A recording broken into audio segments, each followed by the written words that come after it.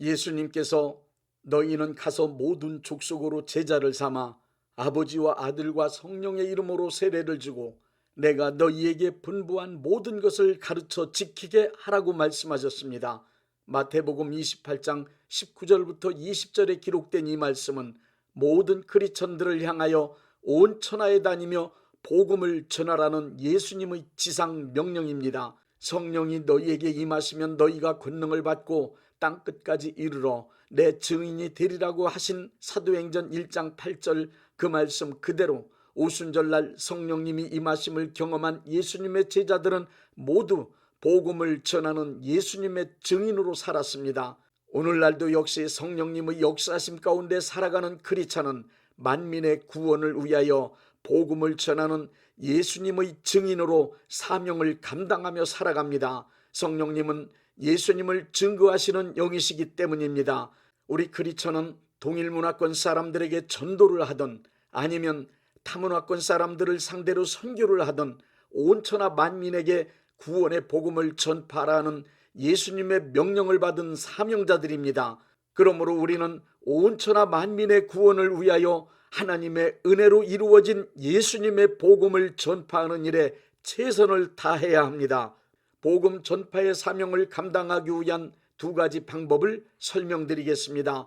첫째, 복음은 입을 열어 말로써 전파합니다. 크리스천은 입을 열어 복음을 말함으로써 사람들이 들어서 믿고 구원받도록 하여야 합니다. 로마서 10장 14절은 복음을 전파하는 사람이 있어야 복음을 듣고 믿어 구원받을 수 있다고 말씀하고 있습니다. 말을 헬라어로는 포네라고 하는데 그 뜻은 물건을 실어 운반하는 수레라고 합니다. 우리의 입으로 하는 말은 정보를 실어 나르는 수레입니다. 내가 입을 열어 말하면 그것은 단순한 소리로 끝나지 않고 그 말소리에 정보가 실려 운반됩니다. 예수님의 복음은 듣고 믿는 사람을 구원할 수 있는 귀하고 위대한 정보입니다. 이 위대하고 귀한 정보인 예수님의 복음도 역시 우리 크리스찬들이 하는 말에 실려서 듣는 사람들에게 전달됩니다.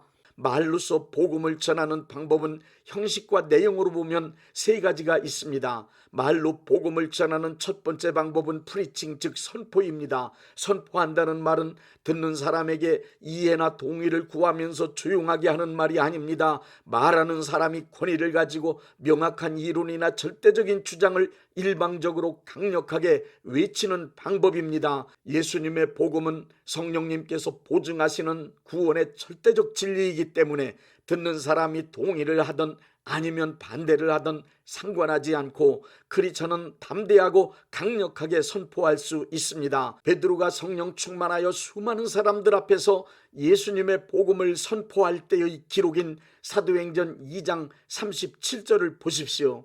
베드로가 선포하는 복음을 듣고 마음에 찔려 베드로와 다른 사도들에게 형제들아 우리가 어찌할꼬 하며 3,000명이 가슴을 치며 회개하고 구원받는 역사가 일어났습니다. 말로 복음을 전하는 두 번째 방법은 티칭, 즉 가르치는 것입니다. 구원의 도리인 예수님의 복음을 잘 설명하여 이해할 수 있도록 가르쳐서 믿을 수 있게 하는 것 역시 복음 전파의 귀중한 방법입니다. 느헤미야 8장 8절부터 9절에 제사장 에스라가 한 일을 보십시오. 하나님의 율법책을 낭독하고 그 뜻을 해석하여 백성에게 그 낭독하는 것을 다 깨닫게 하니 백성이 율법의 말씀을 듣고 다 우는지라. 누가복음 24장 32절에도 예수님께서 엠마오로 가던 두 제자들에게 성경 말씀을 풀어서 가르치시니 제자들의 마음이 뜨거워졌다고 기록되어 있습니다. 복음에 담겨 있는 구원의 도리를 이해할 수 있도록 잘 설명하여 가르칠 때에도 듣고 구원받는 역사가 나타납니다. 크리스천은 복음의 내용을 잘 가르치기 위해 자신이 먼저 체계적으로 공부하여 정확하게 이해하고 있어야 합니다. 복음을 잘 가르치는 사람이 되기 위해 이사야 50장 4절의 말씀이 내게 이루어지도록 기도해야 됩니다.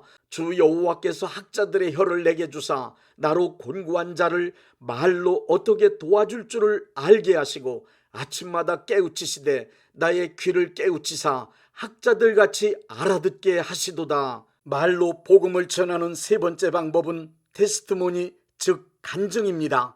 간증이란 내가 예수님을 만난 은혜와 복받은 사건의 경험을 가감없이 주변 사람들에게 말하여 주는 것입니다.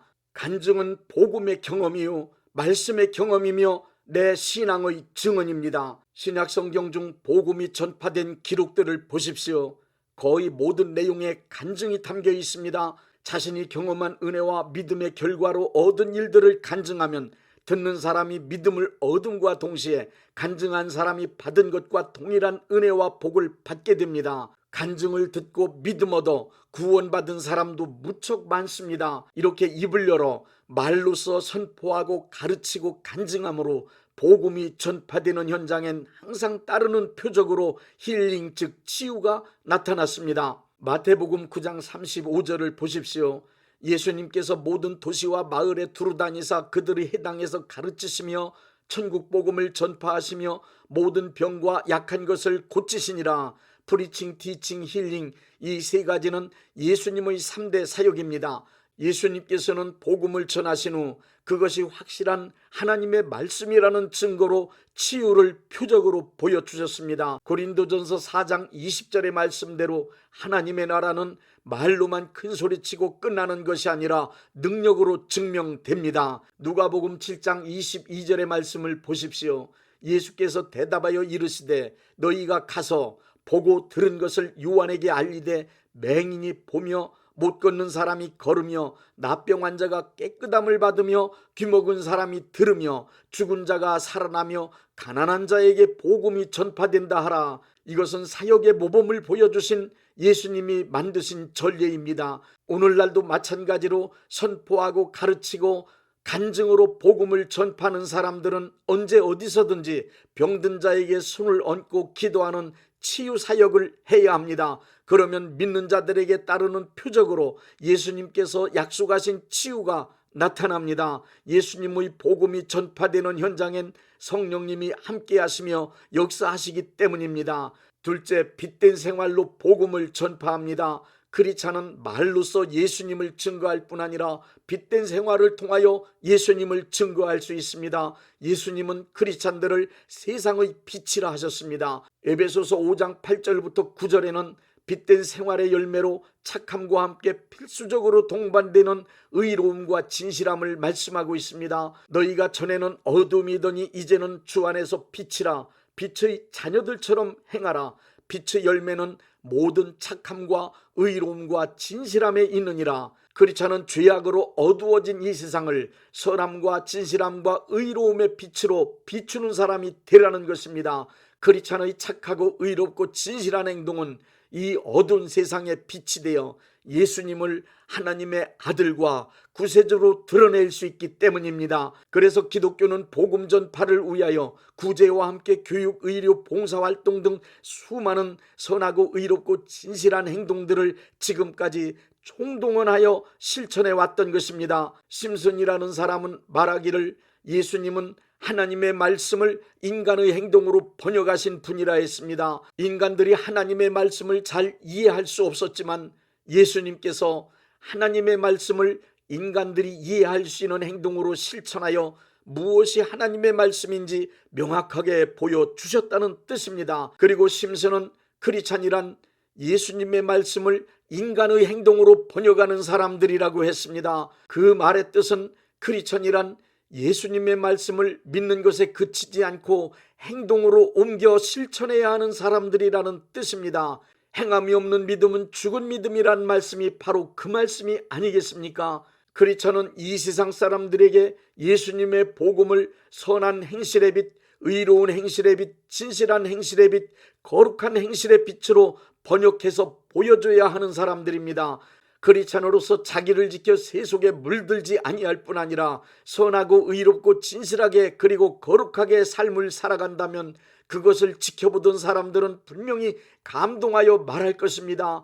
당신이 믿는 예수 나도 믿겠다. 내가 믿는 예수 나도 믿어야 되겠다. 내가 다니는 교회로 나 좀 데려가 달라고 할 것입니다. 빛된 삶을 살아가는 크리스찬을 따라 주변에 있는 사람들이 예수님 앞으로 나오게 될 것입니다. 크리스찬의 빛된 행실은 어둠 속에 살아가는 사람들을 참빛 되시는 예수님께 안내할 수 있는 가장 좋은 수단입니다.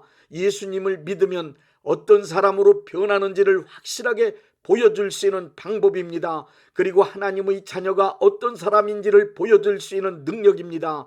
이 세상 사람들은 크리스찬의 빛된 삶을 보면서 자신들의 죄악을 발견하고 부끄러워할 것입니다. 그러므로 크리스찬의 윤리의식과 크리스찬의 윤리적 행동은 이 세상 사람들보다 훨씬 더 탁월한 수준에 이르러 있어야 예수님의 복음을 효과적으로 전할 수 있음을 명심하십시오. 마귀가 지배하고 있는 이 세상은 우리 인간들의 선행이나 의로움, 진실함으로 감동을 주어 변화시킬 수 있는 구조가 아님을 우리는 잘 알고 있습니다. 그럼에도 우리가 빛된 생활을 해야 하는 이유는 어둠 속에 사는 사람들이 우리의 빛된 생활을 통하여 참빛 대신 예수님을 발견할 수 있도록 인도하기 위함입니다. 오직 참빛 대신 예수님만이 사람과 이 어두운 세상을 구원하여 변화시킬 수 있기 때문입니다.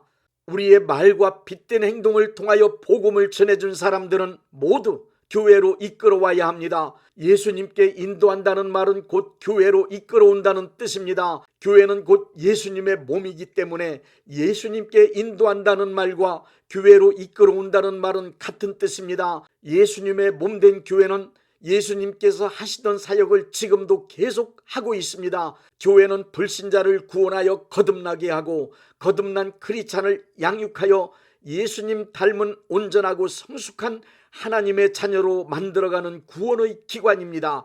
예수님의 복음을 말로써 전하고 착하고 의롭고 진실하고 거룩한 행동을 통하여 복음의 빛을 비추는 수고를 했으면 그 사람을 교회로 이끌어내는 열정적인 행동으로 마무리 지어야 합니다. 요한의 설례는 늙어 죽은 게 아니랍니다. 요한의 설례는 너무 열심히 복음을 전하느라 다 닳아서 죽었답니다. 요한의 설례는 너무 열심히 복음을 전하다가 다 닳아서 죽었다는 말이 맞습니다. 요한의 설례는 온 천하 만민에게 복음을 전하라는 예수님의 명령을 받들어 세계는 나의 교구라고 믿고 죽는 순간까지 쉼없이 예수님의 복음을 전했습니다. 크리스찬은 때를 얻든지 못 얻든지 항상 복음 전파하는 일에 힘쓰라는 디모데후서 4장 2절의 말씀을 실행해 나가야 합니다. 또 다니엘서 12장 3절의 말씀을 믿어야 합니다. 지혜 있는 자는 궁창의 빛과 같이 빛날 것이요 많은 사람을 옳은 대로 돌아오게 한 자는 별과 같이 영원토록 빛나리라.